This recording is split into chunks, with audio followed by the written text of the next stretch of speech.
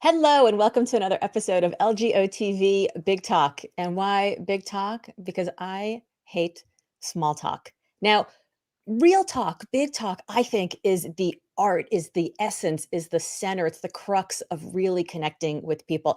And my guest today is an expert on connection. Susan McPherson is a serial connector. She's a seasoned communicator and the founder and CEO of McPherson Strategies, a communications consultancy focused on the intersection of brands and social impact. She's the author of this amazing book that we're going to talk about today, The Lost Art of Connecting, the Gather, Ask, Do method for building meaningful relationships. Now, not just relationships, but actual, meaningful, engaging relationships. That's the key. And I can't wait to talk about that. Susan has 25 years of experience in marketing, public relations, and sustainability communications, speaking regularly at industry conferences and contributing to, small things like the Harvard Business Review, Fast Company, and Forbes. She is absolutely an expert. She is a Vital Voices Global Corporate Ambassador and received numerous accolades for her voice on social media platforms from Fortune Magazine, Fast Company, and Elle Magazine. And she resides where I was born, in Brooklyn. So Brooklyn in the house. Welcome, Susan. I feel like I should be eating pizza.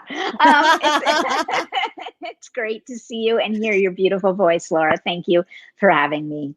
Well, I loved this book, and I have to tell you, I spent 20 years doing executive search, and so I used to tell people that I got paid to meet strangers in hotel lobbies until my husband told me I wasn't allowed to say that anymore.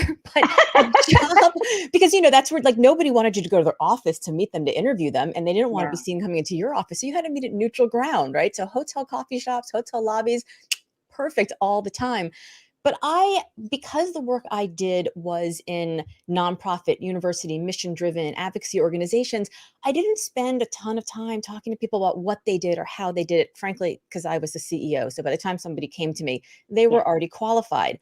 I went right to the heart and talked about why they did what they did. So this idea of having meaningful connections, like we never had small conversations, we never had small talk. How did you come to the understanding that there's networking and there's connecting and that they're Yeah, two very sure. different things?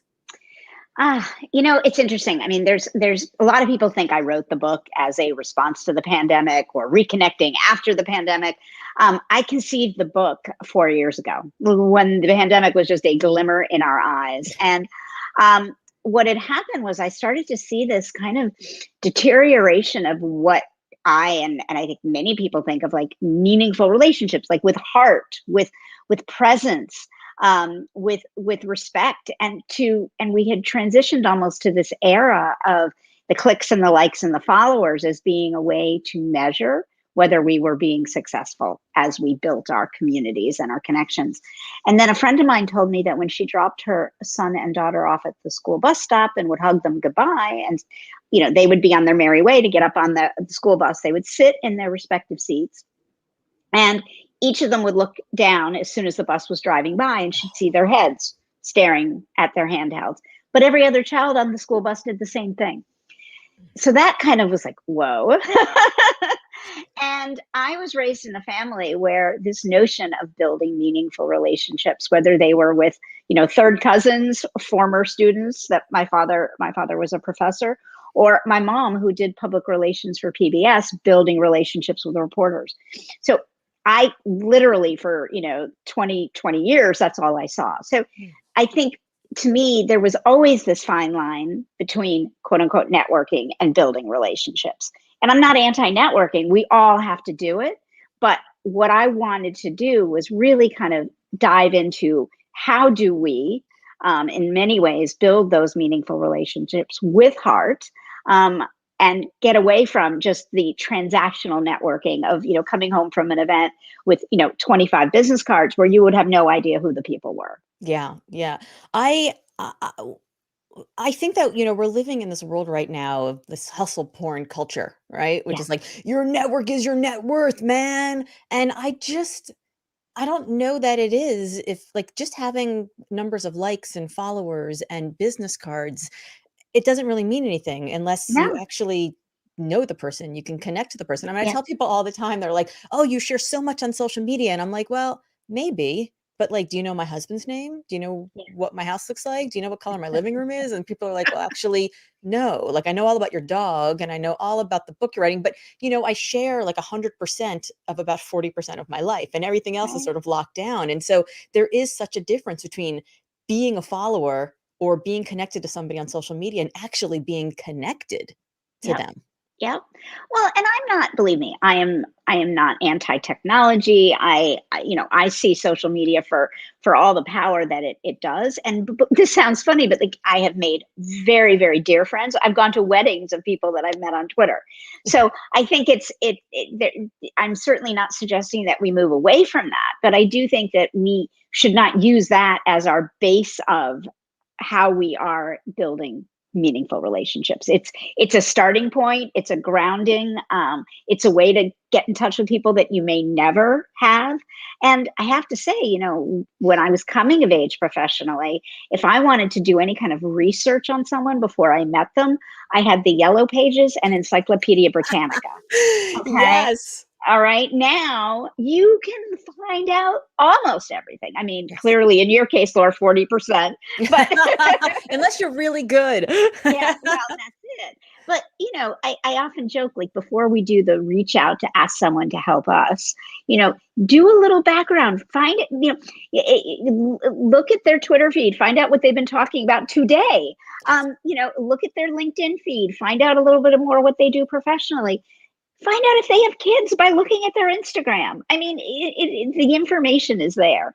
So to me, like, if you're not taking advantage of these platforms to build meaningful relationships, we're missing a tremendous opportunity. But I'm suggesting that we don't use that as our tool to connect. Right, but it is a tool to gather, right? That's part of the Yeah. gather, Yeah. ask, do method.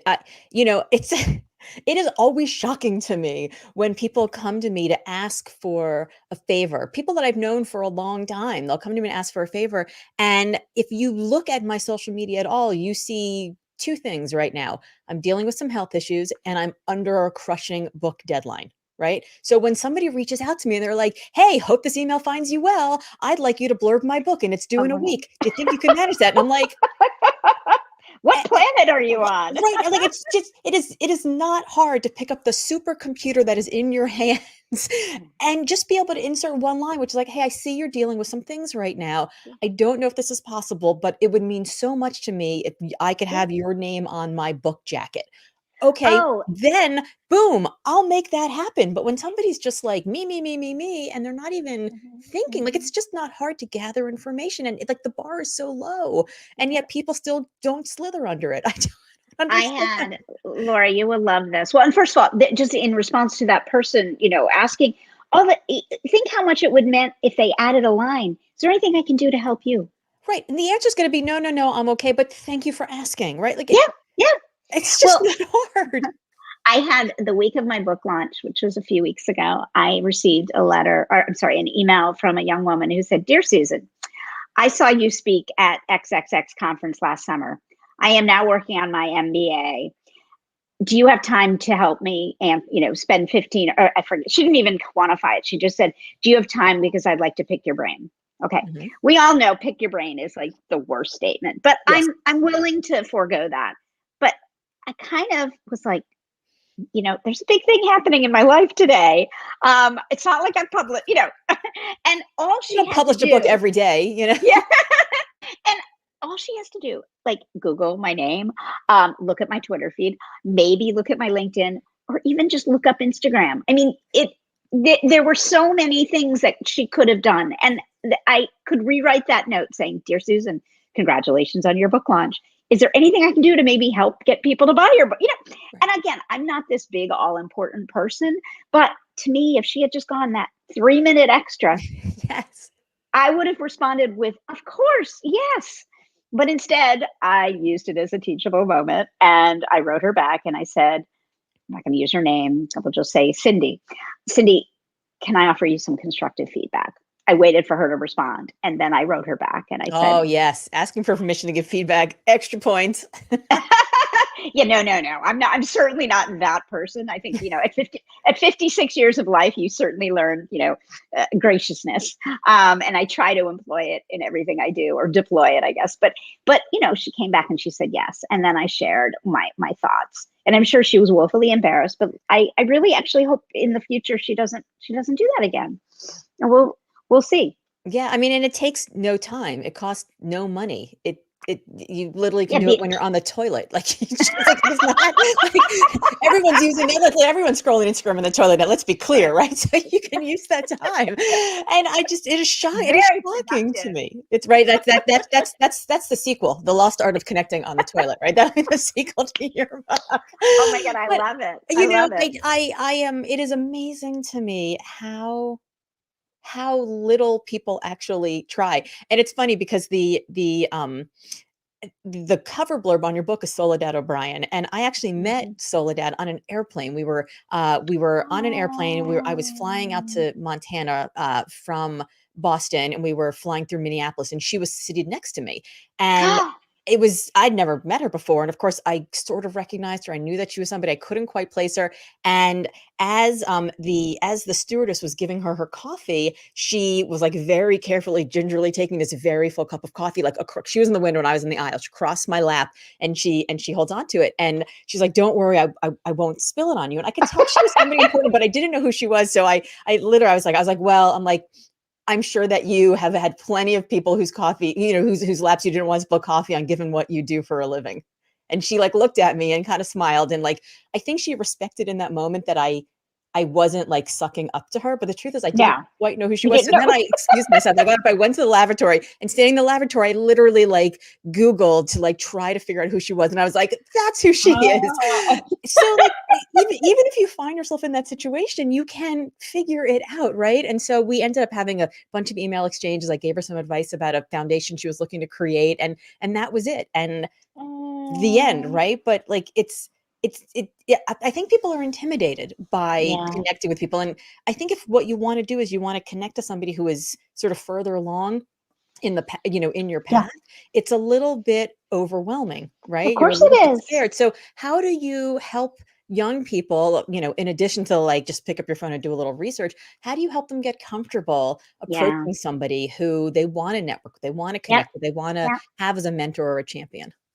Well, it's a great question. And one of the first things I would suggest is they do some internal reflection to determine what it is that they have to offer, so that it doesn't just appear one sided.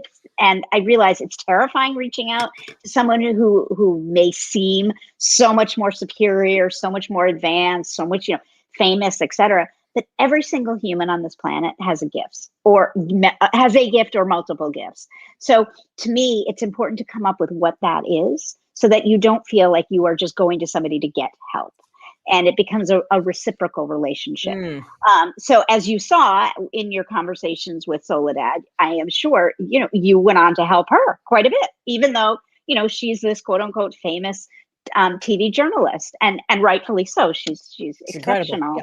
but so are you. So the thing is we have these self kind of, images in our mind of kind of what fame and fortune is. But to quote my late mom, and back not to have another toilet image, but she used to always say, "Even Queen Elizabeth farts."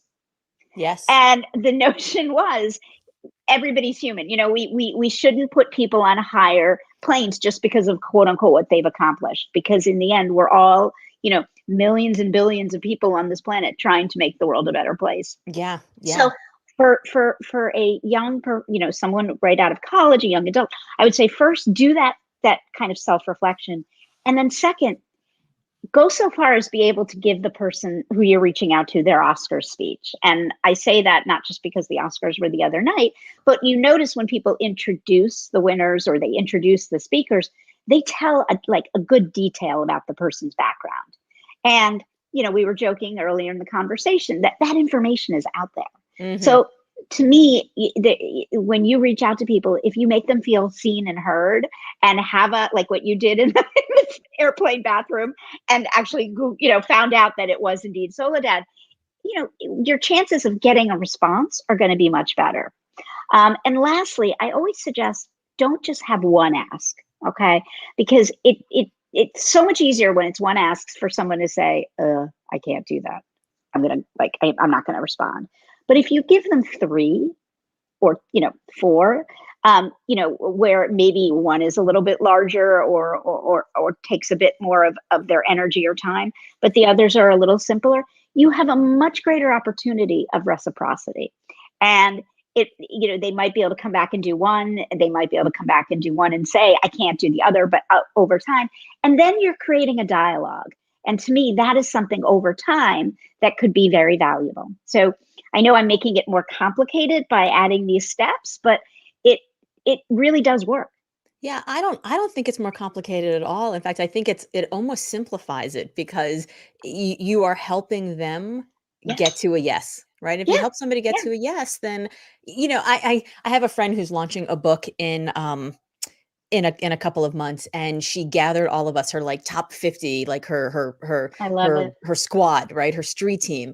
She gathered us all yesterday on a Zoom, and you could tell in the beginning she was like a little uncomfortable. She was a little bit nervous, and then like she's kind of got into it. But the whole point of the whole point of the Zoom was that she wanted us to help her get the book out there. So she Yeah. was really Yeah. uncomfortable asking that. Oh, And I can relate to it. I remember when my book came out, I was so uncomfortable just doing the little video, the like of pre-sale video. I course. was such a dork. I couldn't like I've spent my life raising money on behalf of causes, on behalf of candidates, but to like ask for something for myself was so hard. And we did like 30 takes of me trying to just be like, hey, would you pre-buy the book? Can you like, I couldn't get the words out.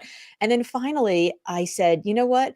Today's my birthday. It's 6 weeks between now and when the book comes out. And I'm just like, let me just do a really goofy one and get it out of my system. So I literally like sang happy birthday to myself, like happy birthday to me. I was like such a dork. Oh. And then I was like, so please buy the book and I'll give you a big old sloppy kiss.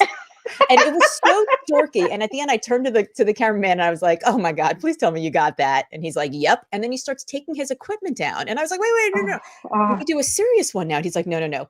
That one was it. So that's what we posted. And people shared it. They loved it because, but it was so like I couldn't do it. I couldn't ask. And I noticed my friend doing this. And I texted her and I said, hey, listen, when was the last time somebody asked you to do something for them? And how did you feel? And she's like, I felt like $1,000,000. And I'm like, so stop stealing that opportunity from me to get to feel like $1,000,000. Like, Oh. let me help you. And so I loved in the book where you talked about this because I've always known that in pricing strategy, you give people like the big price and the small Yeah. price, and Yeah. everybody usually takes the middle price. So like giving people options makes them Yes. feel like they have agency, makes them feel like they have choice. So like, why shouldn't we do that with connecting? So when I, I was like, oh my God, it is so simple. yeah. And Yeah. and yet none of us do it. And we either go like, I'm gonna ask for the big thing, and then when they say no, maybe they'll come back to me with something less. But we forget that people are busy, right? Like they want us to help them help us. Yeah. Yeah. I honestly, in the research I did for the book, I really learned people inevitably, most people want to be helpful. Yes. And we just need to give them the tools and serve it up in a manner that helps them be helpful. I know that sounds kind of ridiculous, but it makes sense. It makes sense. It makes sense. So that's the gather, that's the ask. Let's talk a little about the do part of it. Yes, yes. Well, I should give you just kind of a little bit of an arc of like the true gather and the ask, because it'll help understand why the do is so important. In the gather phase, you do the self-reflection, as I Mhm. mentioned. But you also think very clearly about what are your goals over the next 4 years, 4 months, 4 weeks, and how is your community or communities going to help you get to those goals. And also during that time is when you think about what is it that you bring to the fold. Mm, Then when you get to the ask, it's actually a little different than the ask we were just talking about. I do address how important it is to ask for what we need, what we want, and what we deserve in the book with tips and tricks on how to do that. But the overarching ask is how to ask the meaningful questions of others so that you can learn how to be helpful. right. Okay. So instead of asking someone what they had for lunch that day or, how are they, when inevitably they're going to say good or okay or Right.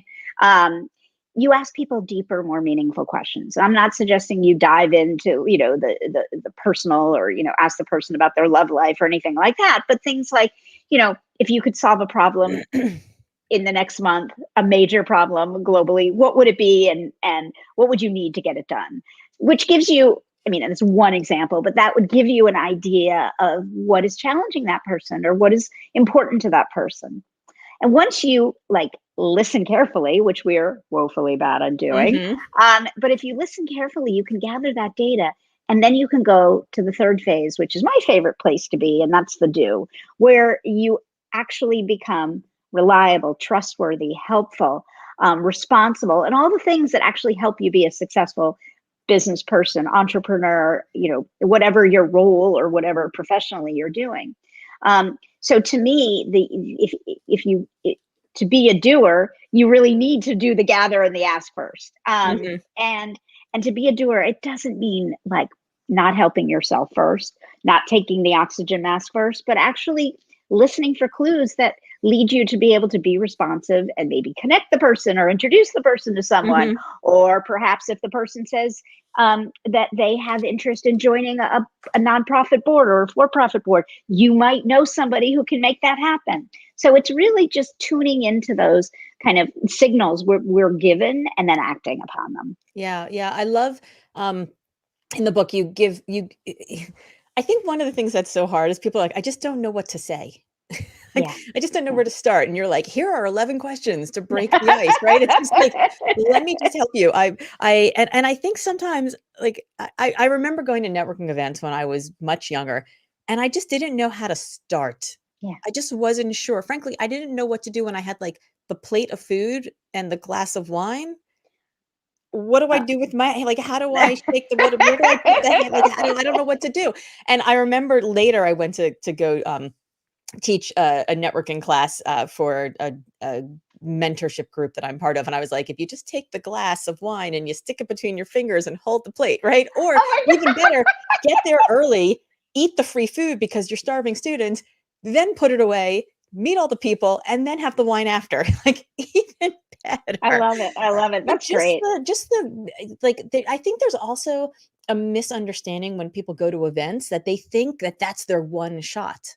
Yeah. That that's their No, one shot, and they go and no. they basically just, like, monologue at the person. Meanwhile, the Yeah. person's there not because they want a bunch of people to network them, because they have their own agenda, right? Exactly, exactly. Well, and I think, you read the book. The underlying theme is to not walk into these quote unquote rooms, whether they're virtual or in person, with the give me attitude, get Mhm, me, who's going to help me get to that next position, but mhm. rather walking in and thinking, how can I be helpful to others? How Yes. can I serve others? And when you are in that mode, obviously the first question is, well, what are my skill sets that I have to offer? So again, Right. that's why that's so important. But somehow that takes the edge off of having to be the talker. And I have learned that, being in a position to be asking questions of others and I'm not an introvert, but for introverts, that is a bit more comfortable, because then you can just ask and then sit back or stand back and listen.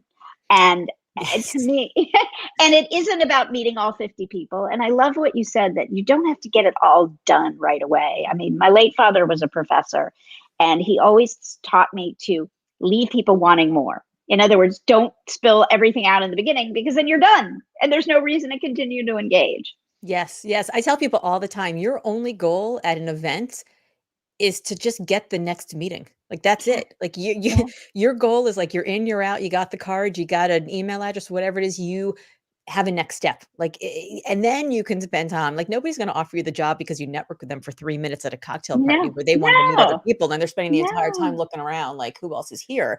Right? They will offer you the job if you spend a minute and a half, you get to know them, you ask them, right? You go, you have an interesting conversation, you ask a really good, meaningful question, and then a follow-up with a, "I'd like to can I bring coffee to your office?" Whatever it is, like, the Yeah. thing. For the love of God, stop asking me to lunch. My time is worth more than a 7.95 sandwich, Like, that is crazy making. But I am an introvert, and I Yeah. do not like networking. I don't like it, Yeah. and my strategy is I usually stand in the back of the room with somebody who's much cooler than me, because I'm lucky that I speak at these events and I meet people in green rooms and I just happen to like have interesting friends. But then everybody comes and talks to them because they're super awesome. And then they're like, well, I don't know who this person is. And she's with the super awesome person. So she must be really cool. And Yeah, then they yeah, want to get to know me. So that's my entire strategy. But you talk about like a triumvirate, that there's an event yeah, triumvirate. yeah. Well, specifically for people who may be shy. And Yes. I'll just tell you, Laura, I'll tell you a secret. I dream about being an introvert. Oh my God. I I don't dream about being fantasize. an extrovert. That's actually, I have nightmares about being an extrovert. All right. Well, then we're on the same plate here. But honestly, I find that if we go with this methodology where you walk into a room, and again, I want to make sure people understand this can be a virtual room, or when Right. we get back to some sense of normalcy, a real room, and that is, think of it as meeting three people, learning three things, and sharing three things. And that is tolerable and that is manageable. And guess what? When you get home or when you close down your computer, you'll actually have actionable things. You'll be able to follow up with people because you didn't try to meet 25 different people and like then remember nothing. So to me, that's a grounding for shy people, but also for extroverts too. Yeah, I mean, I think in a way it's almost like a goal for shy people, and it's like a it's a harnessing for for Yes. non-shy people, right? So like they don't try to like go out and talk to every single person, but actually have really good deep conversations with Yes. three. But I think that does take it does take that inventory that you talked about. Like what is interesting about me? You know, you talk about how originality is your superpower. I used to say to people all the time that if you're going to an event, whether it's Zoom or in person, read the paper that morning. Even just read a section of the paper that morning. Yep. Like just find a Yep. couple of articles. And so if you're stuck for something to say, it's like, oh my gosh, did you read that article about blah blah blah? Yeah. Or Yeah. you know, if some you ask somebody what interesting book they're reading right now, when they ask you back, you say, even if you're not reading one, you'd be like, well, you know, I just read this really interesting book review this Article. morning. Yeah, exactly. I often used to joke like before, like well, I started listening to NPR regularly in graduate school, which was back in the 80s when I was living in Boston. And I would always take exactly what you were saying is I'd make sure I'd listen to NPR before I went to an event. Yes. Yes. And Yeah. You know, I think a lot of people show up at events and they think that they're just they're there to absorb. And I right. think, you know, community is not community unless everybody upholds the community. Like we all have a role to play. Like you're not here to be entertained. Like you're going to a dinner party for the love of God. Like think of a couple of like think about something, right? Yeah. Something, Yeah. anything Yeah. that's interesting. So if somebody's trying to figure out, well, how do I make an inventory? There's nothing interesting about me. Everyone else in the world is so much more interesting. Where do they Mhm. start? I mean, a lot of like people who are nervous about networking, nervous about connecting with people, generally have some insecurity. Oh, yeah, Right? yeah, yeah. Well, and So I where think do people generally start? most people do. But I would I first of all, once you've done a little self-reflection, I would ask the people closest to you. I would ask your family, your friends, your cousins, your colleagues, your dog. And I joke that in 2007, I went away with, well, I shouldn't say I joke, it happened. I went away with seven girlfriends with the goal that weekend of coming up with our quote unquote elevator speech, which is essentially another way to say, you know, spell out to the world what our chief differentiating factors or our superpowers are. And it was during that weekend up in the Catskills that I actually boldly stated, I am a serial connector. Because I had been, right? My entire life, I had been making connections and then watching the magic happen, but I had never actually stated it. So that weekend at the end, when I basically stated mine, I literally peed in my pants. It sounded so ridiculous. I was like, I am Susan McPherson is a serial connector.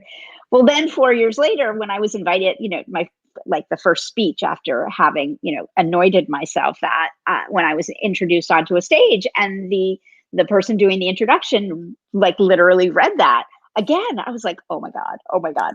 But then now look, 16 years later, I wrote a book on it. Yes. So the thing is, I think it's really important to really figure out. But that weekend, I had that brain trust around me to basically be my mirror and look back and say, yes, you are a serial connector. Yeah, I mean, I think that really helps. And I think, it's almost like we live in this hall of mirrors, right? And Yeah. we don't see ourselves the way everyone else sees us ever. No, no. And I think some of that is a lot of baggage that we have from Of growing up. course. It's a lot of comparison that we have on social media to other people. I mean, it's all the things that we all know. And I think it makes us hide our light in a way that just is it is a disservice to us, and it's a disservice to the world around us. I couldn't agree more. So if somebody is afraid to say the words out loud, "What am Yeah. I? Who am I?" Um, you get a bunch of girlfriends around you, get a bunch of friends around you, and you ask them what makes you special. Yeah. How did you know it as soon as you said it? Did you believe it as soon as you said it? No, Or no, okay, so how did you no. get to a place where you were like, "Okay, I'm not gonna pee my pants when I say this out loud?" I think it was repetition, and actually, sharing it with more people, and putting it in writing, and making it part of my bio, and then, as just like anything else, if you see it over and over again, it becomes much more comfortable. Yeah, So I mean, I think we've learned that from politics, that if you just say something over and over again, it people becomes believe it. true. Yeah, yeah. But I do want to say there was. I mean, I had proof in the pudding. I mean, I was sitting there with 7 women who had known me for many years and had Yeah. watched me, so I didn't feel disingenuous. I think it just, again, it played into our own insecurities, right? And it also just sounded funny. I had never heard anybody refer to themselves that way. But then afterwards, it was kind of like, well, duh. Yes. Yes. Yeah, I had that same experience where I had a friend of mine who was like, "I don't understand, Laura, like, you're the CEO of your consulting firm and, you're an author, you're a speaker, you do all these things." She goes, "You're not the chief executive officer." She's like, "You're the chief catalyzing officer. You are a Oh, I love catalyst, a confidence catalyst." And I was like, that. "I am." Oh, that's amazing. But it is Yeah. interesting, like, I think s I think that it's such a gift to allow ourselves to see ourselves in the way that our friends and our champions see us, even Yeah. just for, like, a minute, because I think Yeah. in those moments, you realize who you are, and, as you know, I'm doing these interviews as research for my next book, Wonder Hell, and the idea behind Wonder Hell is you do a thing, you put some work in, you dedicate your time, you work and you struggle and you strive, and it starts to work. And you're like, "Oh my god, this is amazing. It's incredible, it's humbling, it's wonderful. Wow." And also, I've never been so tired in my entire life. I'm stressed, I'm anxious, I'm uncertain. Oh, It's kind of hell. It's wonderful and it's hell. It's wonder hell. But wonder hell is that moment where the burden of your potential walks in and is like, "Hey, Susan, you just realized that you're a serial connector. Now that you have this vision and you know who you are and what you're made of and what you can be, are you going to live into this newfound potential, yeah. or are you gonna let it pass you by? What's Yeah. up, chicken butt?" Right? Like, that's what my burden of potential say. Right. It calls me chicken butt. Yours may call you something else, but there is that moment when you're like, "Oh, I am a confidence catalyst. Oh, I am a serial connector. Yeah. Yeah. Now what do I do with it? Right. I guess I write this book?" Yeah. Well, it took me 16 years to write a book, but I did start a company in the midst of all that at age 48. So, but also when I look back at almost 8 years of the business, 95% of the business has been inbound in terms of revenues. So what that also proved to me was all those connections I made in my 20s and my 30s and a good chunk of my 40s actually have come back around. And it wasn't like Laura in my 20s or even my 30s, actually even my early 40s, that the thought of running a business or being an entrepreneur was even in my foresight. Like, Yeah. no, not even, I wasn't even dreaming about it. I was Yeah. dreaming about being an introvert. Not running a company. So to me, that also explains if we ever doubted the reason to build meaningful relationships, there you go. I mean, just And the I fact. bet you saw it when your book came out. When my book launched, the publicity firm I hired was like, "Okay, how did you run such a good ground campaign? Because we've never seen anything like it." And I was like, "I don't know. I think I just showed up for people for the last Yeah. 48 years of my life, and they showed up back." right? Oh, I mean, did you see yeah, that? Were you yeah, amazed at the way that people just came out and supported and yeah. invited you onto podcasts and media and connected you with other people, and I was that a wonderful abs thing? It's a wonderful thing. It's a wonderful thing. It's a little scary just because, there's a like, you have to keep being on, and Wonder right. how. Yeah, there you go. I know. I cannot wait to read your book. I But can't wait to finish my book. I had a week. Well, you'll get it done. You will get it done because you will. You may be exhausted, but you'll get it done. But a week before my book launch, I was diagnosed with two herniated discs in my back. Mm. And crazily enough, before I did an interview with Soledad O'Brien, as we were talking about earlier, I got an eye infection. Okay. In my 56 years of life, I've never had an eye infection. So I'm just thinking, when you were saying like all the people coming out, it was wonderful. But of course, I had this like weird like thing on my eye. I was like hunched over. So it just was like, oh, great. At this moment, where people are coming and then I'm just dying and writhing in pain. But anyhow, it's, Communication. yeah. So, but so how, when you were in this moment and people are showing up and they are there for you, I think that's also, it's it's a kind of almost uncomfortable, right? Like if you Yeah. spent your life showing up for other people, like I am a show up kind of person, but I hate asking for help and I hate Um, receiving help. It's not that I feel bad about myself or feel weak or feel unworthy or whatever. I don't want to put anyone out. But like if somebody else even like stubs a toe, I'm the first one there with like muffins and, wine. Like how do you how do you get comfortable being on the receiving end of all of the yeah. goodness and all of the network that you've built and all those great connections? I have to be honest with you, Laura. I haven't figured that out. Hmm. I really haven't. I and I'm in the process because I'm now, 3 weeks past book launch, but I'm also realizing, I have to ask people to get them to write reviews. We know that reviews are golden, right? So, it definitely is not my comfort zone because I think, like you, definitely like to be the helper. Um, but then the other part of me is like, well, then I'm not following my book advice, which is Right. as we help others, it is much easier to ask for help. So I guess I kind of have to live what I am preaching to actually be genuine. I mean, to be not whatever, disingenuous. I'm screwing up my words here, but I think your listeners will follow. It's a gift to let others help us, and I think I have to remind myself that when I feel uncomfortable, because Yes. generally people do want to help. Yes. Yes. And it is such a gift, and I think it's a gift to just get comfortable in your skin, right? And Yeah, you yeah, there's a part in your book where you talk about how everybody really wants to be seen, and yes, I was talking about this on another interview before, but earlier in the pandemic, I basically stopped sleeping, like a lot of us, right? Like I just like the stress and the all of it. I just stopped. Unlike most people who are like my, I'm home and I'm in like I travel for a living, but I'm home and I'm in my own bed and what a wonderful thing. I was like, my the whole system's disrupted. Like I don't know what it's yeah, like to sleep in the same bed for 385 days or however long it's been. So I stopped sleeping and I went to go see a therapist because I was like, I think there's something, I think I'm breaking my brain. Like I got to figure out how to sleep again. And he basically diagnosed me as being absolutely, completely, totally boring. Like nothing was wrong with me. It was a pandemic. But he decided, like, that was the first like 3 minutes of our 50-minute session. So he yeah. decided he'd explore my brain a little bit. And he was like, "Did you feel Oh, loved as a child?" And it was very funny because I was like, yes, I think. Yeah, and I felt, like, protected, and I felt yeah, safe, and I felt loved, but I kind of that question kind of revolved and around in my head over and over and over for the next couple of months, and I went back to see him, and I'm like, "I think you asked me the wrong question."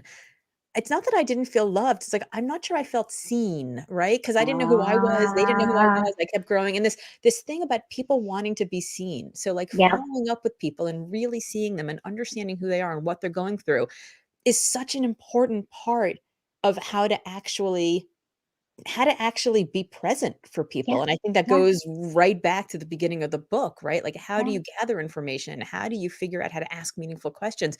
But that whole thing, the whole idea of the connecting to me really, and maybe this is just projection because this is the space I'm in right now, but it really seems to revolve around this question of, do you actually see the person in front of you? Are you Yeah. actually listening to them? Yeah, yeah. And we've all been in conversations with people where they're looking, well, in my case, my license says I'm 5 foot. So we'll just let your audience know how tall I am.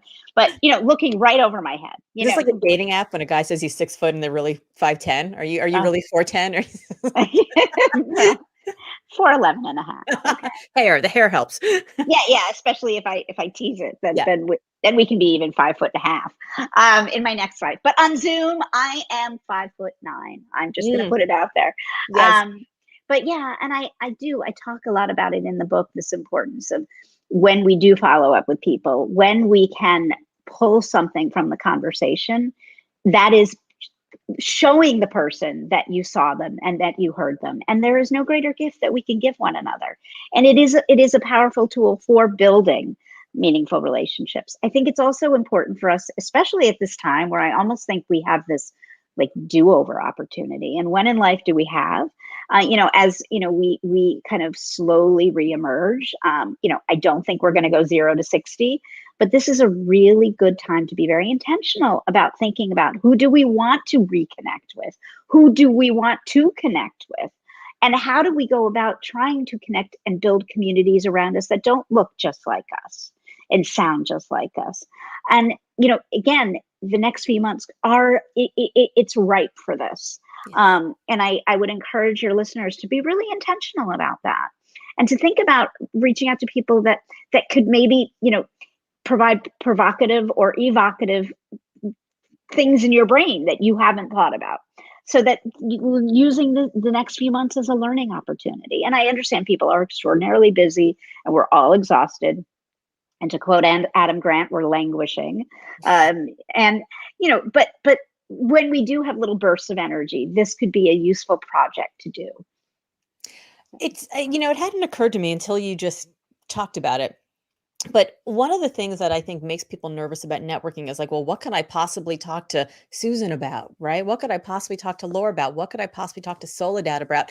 They're so much further ahead of me, right? I mean, like you and I, like we're not, you know, Michelle Obama, and yet there are people for whom we are further along on the path than they Yeah, are, right? We are yeah, aspirational to them. But the pandemic it's almost been, even though we've all been in different boats, we've all been in the same storm, right? And yeah, so yeah. it is this universal commonality. Malaise. Yeah. Oh, Right, right. right.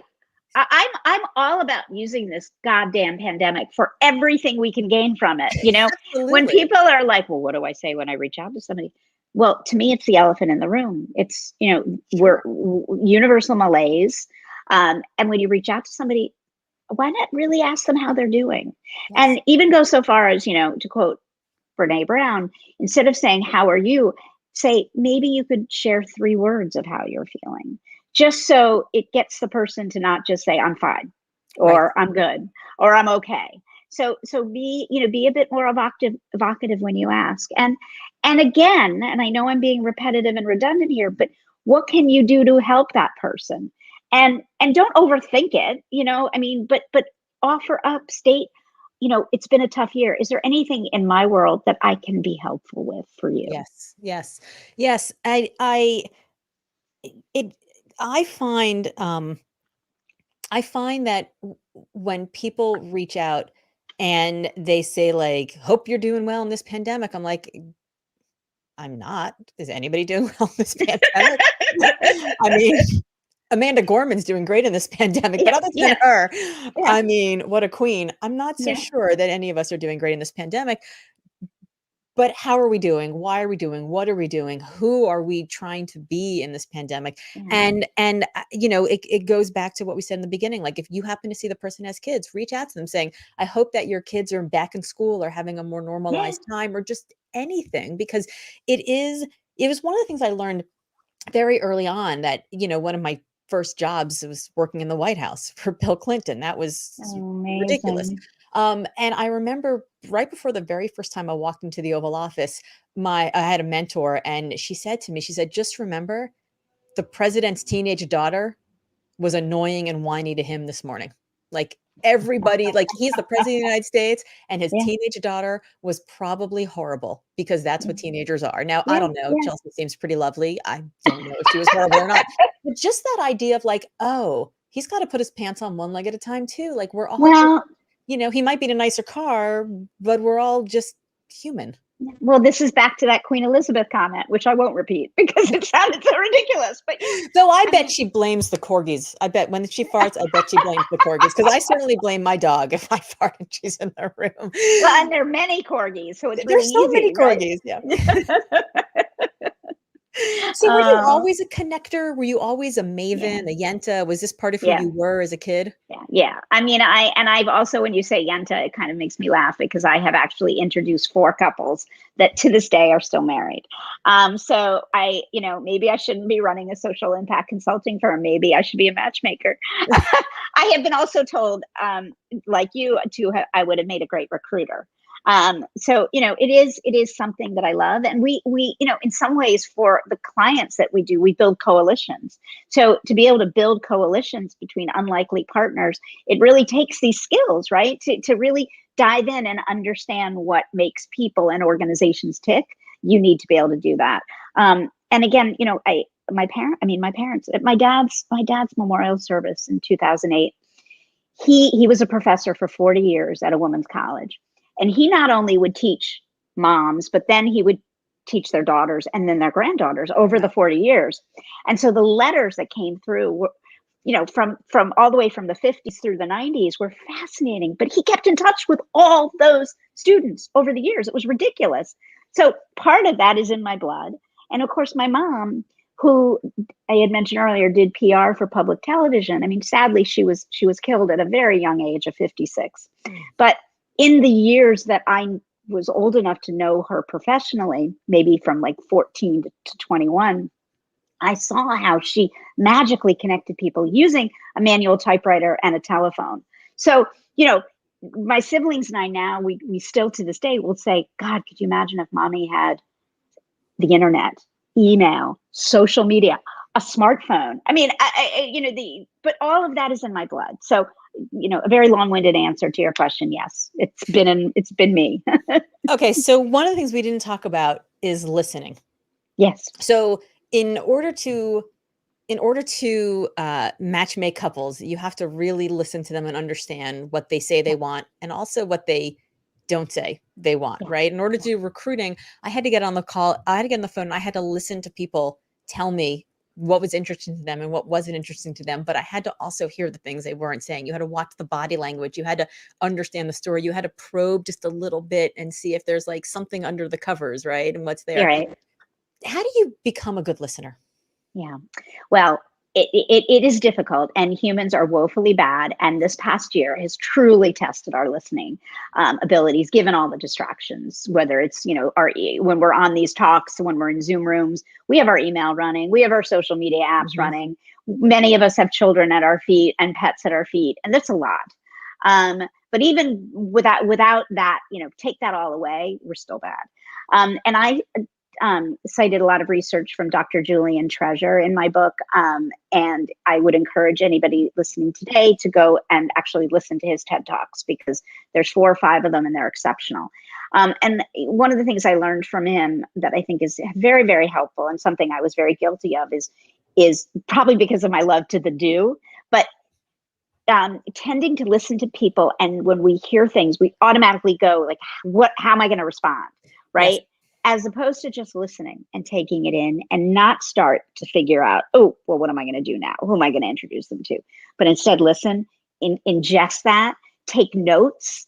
Whether I use an old fashioned notepad because that's me, but you could be doing it on your smartphone. You could go so far as ask somebody if they don't mind you recording it, not for sharing, but just so that you can then re-listen. And then lastly, as I've gotten older, I've gotten much more bold when I'm listening to someone and I find myself trailing off thinking about the Thai food I want to order for dinner. Instead, saying, Laura, I missed what you said. Would you mind repeating it? Which is a very human thing to do. And it actually is very kind, because it shows that it shows you're honest and that you were drifting off to that other place. And it centers you back. So those are just a few tips. But honestly, Dr. Treasure is a treasure boat of of data on this. Yeah, I mean, I love when I'm on a Zoom call with somebody and I see them get out, I see their hands move and I'm like, "Oh, I just said something that was useful," right? I mean, it is such a compliment when somebody Yeah, takes notes on yeah. something. Though I Oh will yeah, say I've trained my children who are like, "Pen, paper, what the hell is that?" I'm like, "If you pull out your smartphone to take notes when somebody's talking, do say, I just want to take some notes on my right. phone right now," so that Yeah, they're not like, "Oh, he's texting with somebody or right, like I have right, half the attention." But I think that I think what you said earlier when you said that people listen and you want to immediately jump into like who can I connect them to? I think you're so much further evolved than most listeners because I think most people listen and they don't even get to that point. They get to the like, really. well, how can I respond with this thing about me? Right? Yeah, well, of How can I course. jump in and prove that I'm worthy, right? And so it's almost like I'm waiting for you to finish talking so that I can start talking, and it's not a response. It's not a deepening, evolving conversation. It's just like Right.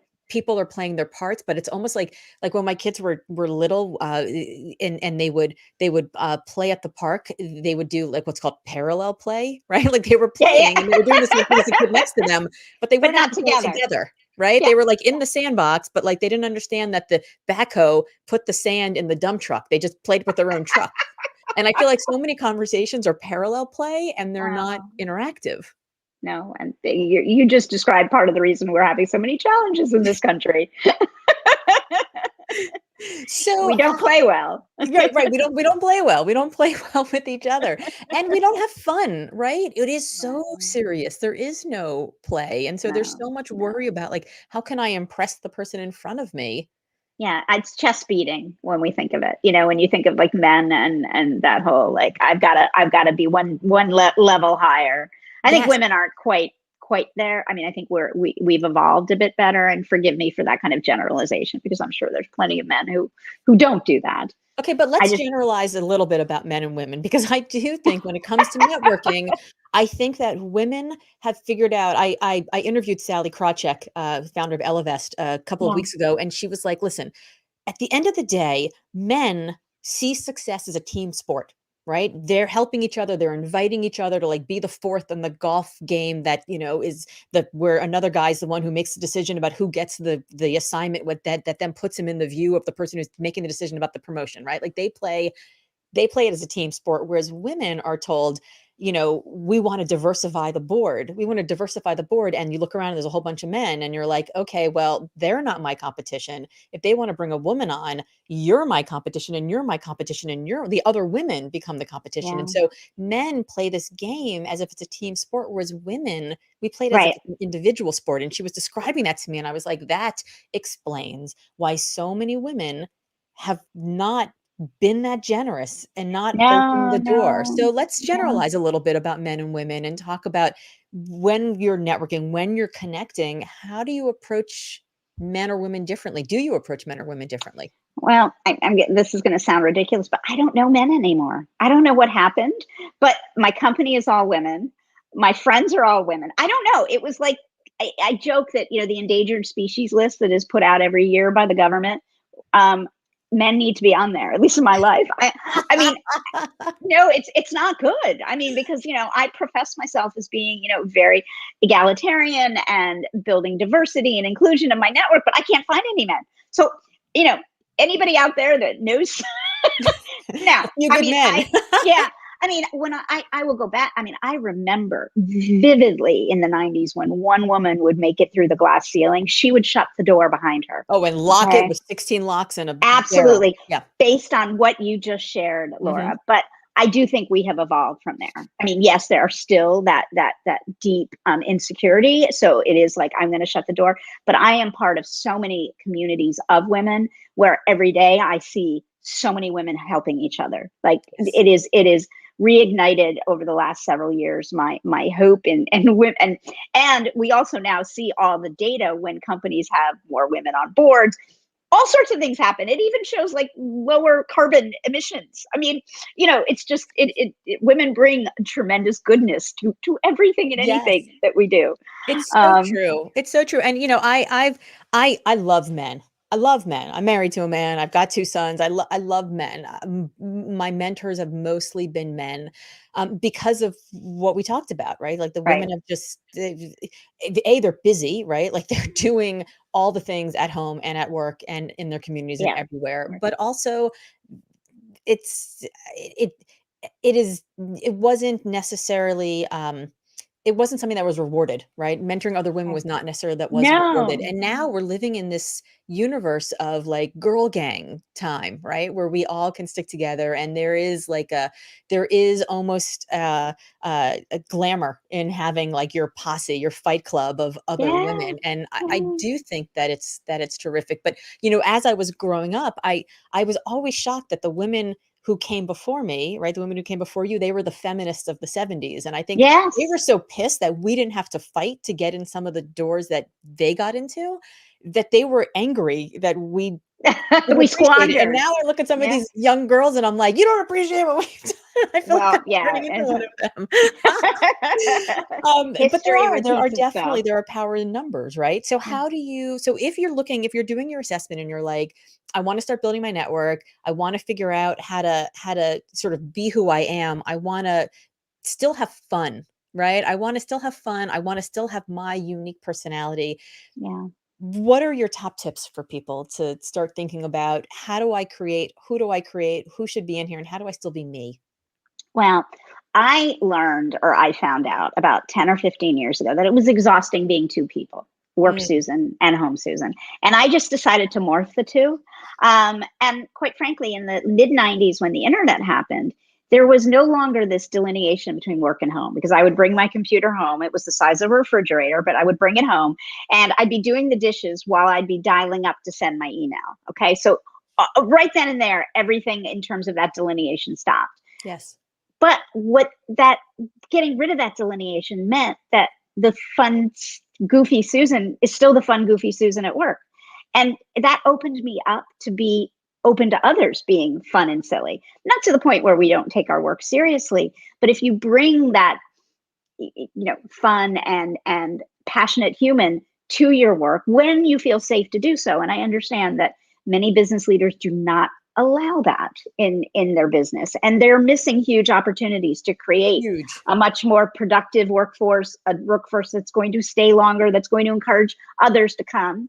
But they tend to they tend to relegate kind of the soft skills of meaningful relationships to happy hour rather than building space in within business and actually being vulnerable themselves so that others feel that they can be vulnerable. So to me, I would say, I don't have specific tips of how to have fun doing this, but clearly to have fun, you have to be you.